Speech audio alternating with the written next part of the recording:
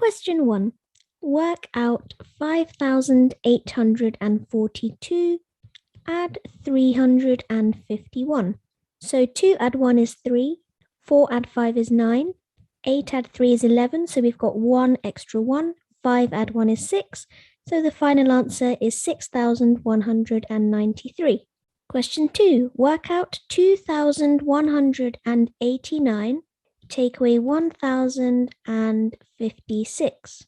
So 9 take away 6 is 3, 8 take away 5 is also 3, 1 take away 0 is 1, and 2 take away 1 is 1 as well. So 1, 1, 3, 3.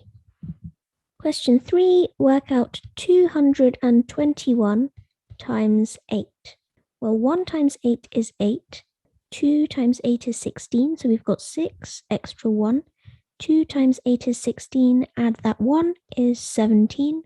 So 1, 7, 6, 8. Question 4, work out 4,336 divided by 8. Well, 8 times 5 is 40, extra 3. 8 times 4 is 32 with a remainder of 1, so that gets carried over. And 8 times 2 is 16, so 542. 5. Here is a map of the British Isles. The temperatures in some places one night last winter are shown on the map. So Belfast -4, Cardiff -6, Edinburgh -7, London 3, and Plymouth 5. Write down the names of the 2 places that had the biggest difference in temperature. If we're trying to find the 2 places that had the biggest difference in temperature, we need to first find the place that had the lowest temperature, and then find the place that had the highest temperature. Then we can find the difference between them, because that difference will be the biggest. So firstly, what's the highest temperature? Well, it's going to be a positive number. Plymouth is the highest, which is 5 degrees. And then the lowest temperature is going to be the coldest one, which is -7 degrees, which is Edinburgh. So between Plymouth and Edinburgh, how many degrees are there? Well, if we look at -7, which is where Edinburgh is, and 5 degrees, which is Plymouth's temperature, somewhere between that is 0. To get from -7 to 0, we add 7. And to get from 0 to 5, we add 5. So there's 12 degrees difference between these 2 different places. As for the answer to the question, the names of the 2 places with the biggest temperature difference are Edinburgh and Plymouth. And we just calculated that the difference in temperature is 12 degrees Celsius. B. 2 pairs of places have a difference in temperature of 2 degrees. Write down the names of these places. So that means that they need to have a difference of 2, or they need to be 2 degrees apart. Well, for the negative temperatures, we can see that -4 and -6 are 2 degrees apart. So Belfast and Cardiff must be one of the options. Belfast and Cardiff. That was for the negative temperatures, though. If we look among the positive temperatures, then we can see that London and Plymouth have a 2 degree difference, 3 degrees and 5 degrees. So London and Plymouth must be the other pair. London and Plymouth. 6a, work out the value of 2 add 3 in brackets multiplied by 4 add 5. Now with this question, we are using a rule which tells us about the order of operations, and it's known as BIDMAS. So first we deal with the brackets. In this case, this is the 2 add 3 part. Then indices, so to the power something, which we don't have here. That's followed by division and multiplication, which we do have. And then we do the addition at the end as part of addition and subtraction. So following BIDMAS, first of all, we'll do the bit in brackets. 2 add 3 equals to 5. Then we're multiplying this 5 by 4. That equals to 20. Finally, we need to do 20 add the 5. So 20 add 5 is 25. Then it says add brackets to make each statement correct. You may use more than one pair of brackets in each statement. So what happens if I put the brackets here to start off with? Then I'm saying 5 times 4 is 20.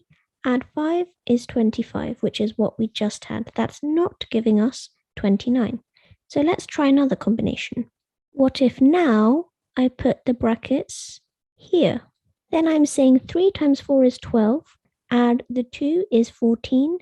Add the 5 is 19. Again, that's not 29. So let's try another combination. This is pretty much the last place we can put the brackets, so it should be right, but let's check anyway. 4 add 5 is 9, multiplied by the 3 is 27, add the 2 is 29, so this works. Why did I do things in this kind of reverse order? It's because according to BIDMAS, whatever is in brackets, you do that first. So the 4 add 5 is 9, we did that first. Then we did the multiplication before the addition. That's why we did 9 times 3 is 27. Add the 2 is 29. For number 6, part 2, if we put the brackets in the first position, we've got 2 add 3, which is 5, times 4 is 20, add 5 is 25, which is not 45. So time to try another combination. Let's put the brackets here and see what happens. 3 times 4 is 12. If we then add the 2, that's 14. Add the 5 is 19. This is a combination we've seen before. And of course, if we put the brackets here as we just saw, then that gives us 29, which is again not 45. So what to do? Well, the question says you may use more than one pair of brackets in each statement. So that is the solution in this context, because let's leave this pair of brackets where it is and add a pair of brackets here. Then we're saying 2 add 3 is 5. Multiply that by 4 add 5, which is 9. 5 times 9 equals 45. And therefore we've solved it. 7a, write 0.56 as a percentage. Well, 0.5 is 5/10. 0.06 is 6/100. This is 56 hundredths, or 56 out of 100, and therefore this is 56%. 56%. 7b, write 3/4 as a percentage.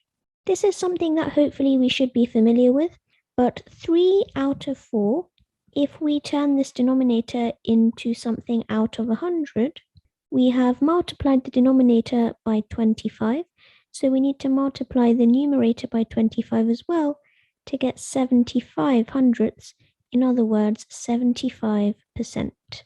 7c, write 60% as a fraction in its simplest form. Well, 60% is 60 out of 100. Now we can divide top and bottom by 20. If we divide top by 20, we're left with 3. If we divide bottom by 20, we're left with 5. We can't divide top and bottom further by any common factors, so this would be the fraction in its simplest form, 3/5. Question 8. Maggie buys 1.5 kilograms of carrots at 64p per kilogram, 4 cakes at 35p each, 6 tins of soup at 43p each. She pays with a £10 note. Work out how much change she should get. So 1.5 kilograms of carrots at 64p per kilogram means for the first kilogram, she has spent 64p. And then for this half kilogram, she spent half of that. She spent 32p.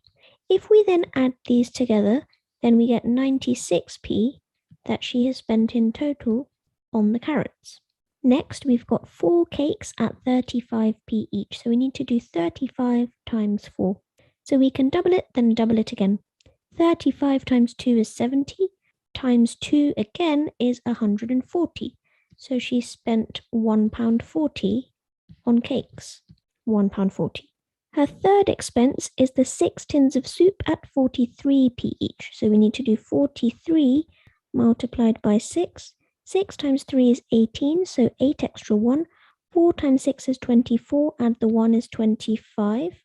So 258p, or in other words, £2.58. That was spent on soup. So next thing we need to do is add all of these up to see how much she actually spent in total. So she spent £2.58, she spent £1.40, and she's also spent 96p. So if we add all of these, we find the total of what she spent. 8 add 6 is 14, so 4 here, an extra 1. 9 add that 1 is 10. Add these makes 19, so 9 extra 1, decimal point in place. 2 add 1 is 3, add 1 is 4. That means she spent £4.94 in total. If we add another 6p, we get to £5. And the difference between £5 and £10 is, of course, £5. So that means the change she gets is £10.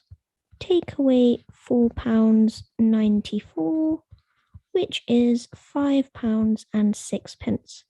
It's really important to write the units here as pounds. They've already done it, which is why we don't need to worry about it. So today I did the first part of this paper. In the next video, I will be doing the second part. So I will see you again soon. And if you have any specific papers that you'd like me to cover, then please do let me know in the comments down below. I'll see you next time.